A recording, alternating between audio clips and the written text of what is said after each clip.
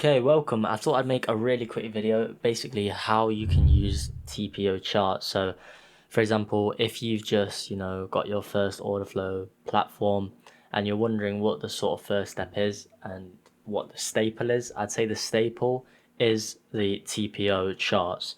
So what is a TPO chart? A TPO chart looks like this. Okay, you might see some shapes that you've seen before, for example, like bell curves like this.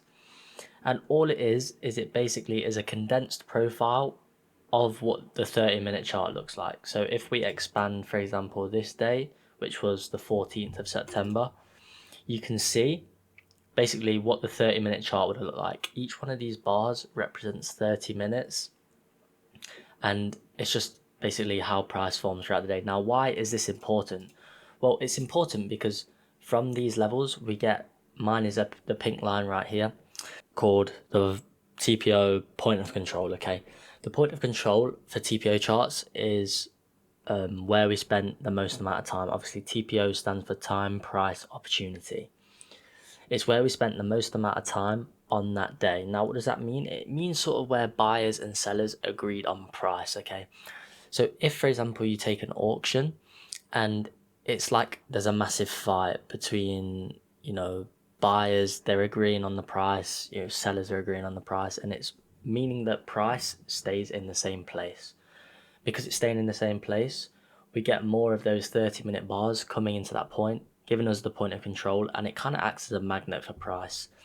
So on this day, on the 16th, as you can see, it was the day of FOMC, and we come down and take out both of these naked point of controls. So this is important as well because it shows us where true value lies within time. Now, over periods of time, the more you trade, you're going to get used to what happens, but price reacts off of certain levels, and you just need to be able to find entries into those certain levels.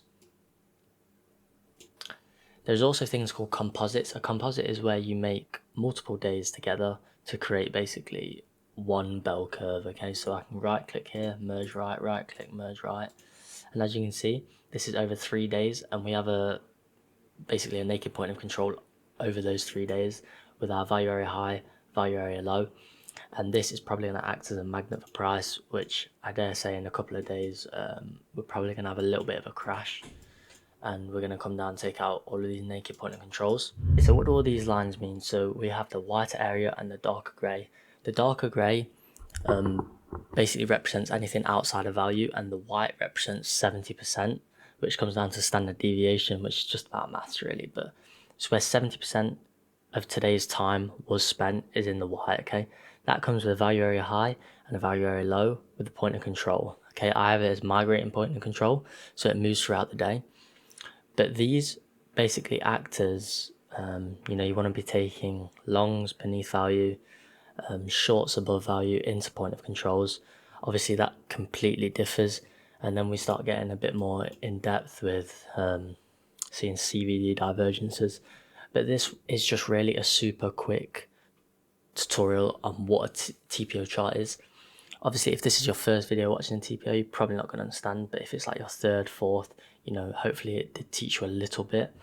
But anyway, if you do have more requests, just leave them in the comments. I'm more than happy to make a really quick video. It only takes me about 5 minutes, but hopefully that did help you. Bye.